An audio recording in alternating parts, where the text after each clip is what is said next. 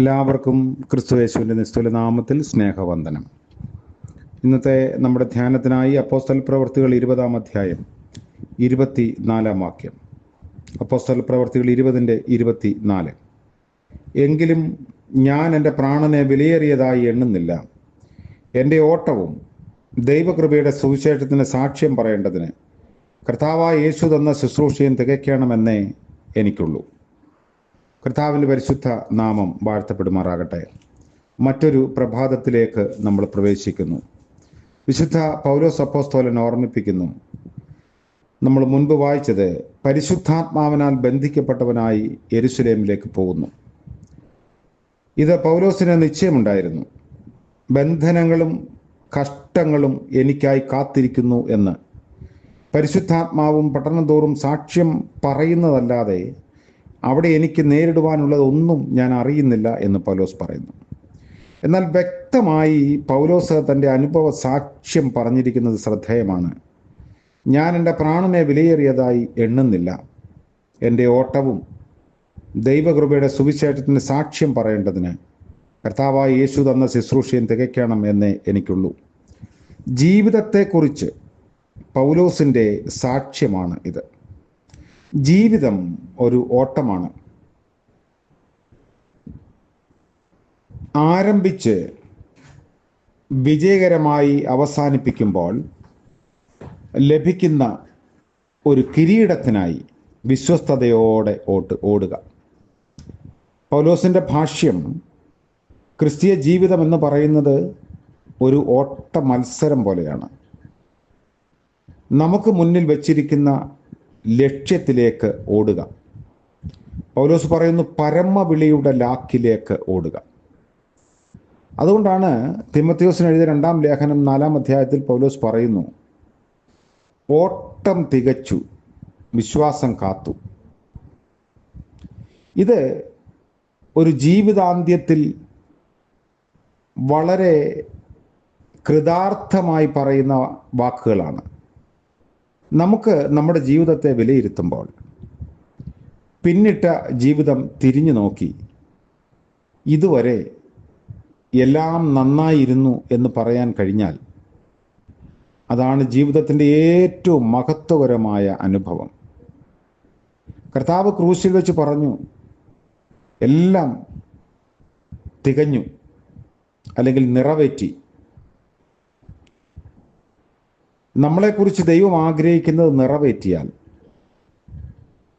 ഏറ്റവും സന്തോഷവും തൃപ്തിയും നമുക്ക് ലഭിക്കുന്നതാണ്.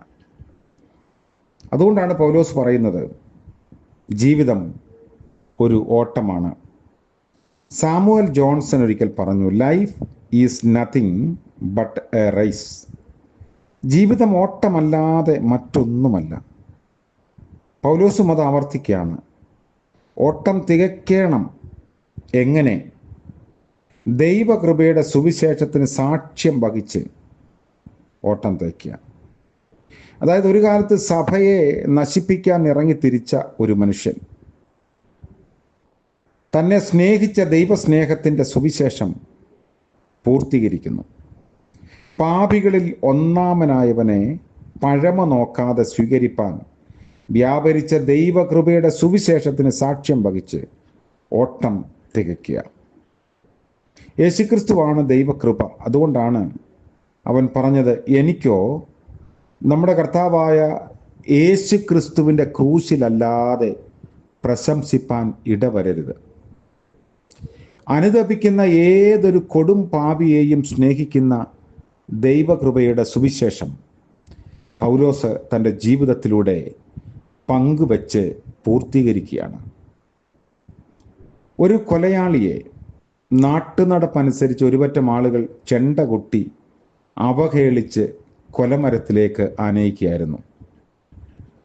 അത് കണ്ട് വഴിയരികിൽ നിന്ന റിച്ചാർഡ് ബാക്സ്റ്റർ എന്ന ആൾ പറഞ്ഞു, but for the grace of God there goes Richard Baxter. ദൈവകൃപയിൽ ആയിരുന്നു എങ്കിൽ അതാ അവൻ്റെ സ്ഥാനത്ത് റിച്ചാർഡ് ബാക്സ്റ്റർ ആയിരുന്നു പോകേണ്ടിയിരുന്നത്. കൊലമരത്തിൽ നിന്ന് വിടുവിച്ച കർത്താവ് നമുക്ക് വേണ്ടി ക്രൂശ് വഹിക്കുന്നു. നമ്മുടെ ദൈവകൃപ അല്ലെങ്കിൽ സുവിശേഷം എന്ന് പറയുന്ന അതാണ്. അത് നിവർത്തിപ്പാനുള്ള ഓട്ടമായിരുന്നു പൗലോസിൻ്റെ ഓട്ടം. ദൈവകൃപയുടെ സുവിശേഷത്തിന് സാക്ഷ്യം വഹിക്കാൻ ഒട്ടും ക്ലേശിക്കാതെ കഷ്ടതയുടെയും പട്ടിണിയുടെയും ഏകാന്തതയുടെയും ഒക്കെ മധ്യത്തിൽ വിജയകരമായി ഓടിത്തീർക്കുക. വളരെ സംതൃപ്തകരമായ ഒരു ജീവിതത്തിൻ്റെ സാക്ഷ്യം പൗലോസ് തിമോഥെയോസ് എഴുതിയ 2-ാം ലേഖനത്തിൽ പറയുന്നു.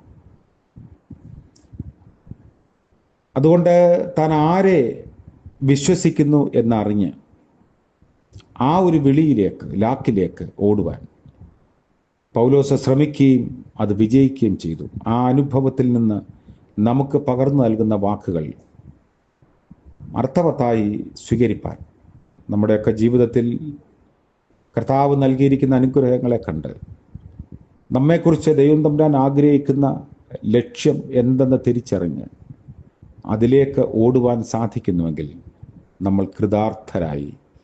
മറ്റു പലതിൻ്റെയും പിന്നാലെ നമ്മൾ ഓടാറുണ്ട്. ചിലപ്പോൾ ഓടിത്തളരും, ചിലപ്പോൾ വിജയിച്ചു എന്ന് വരാം, മറ്റു ചിലപ്പോൾ പരാജയപ്പെട്ടു എന്ന് വരാം.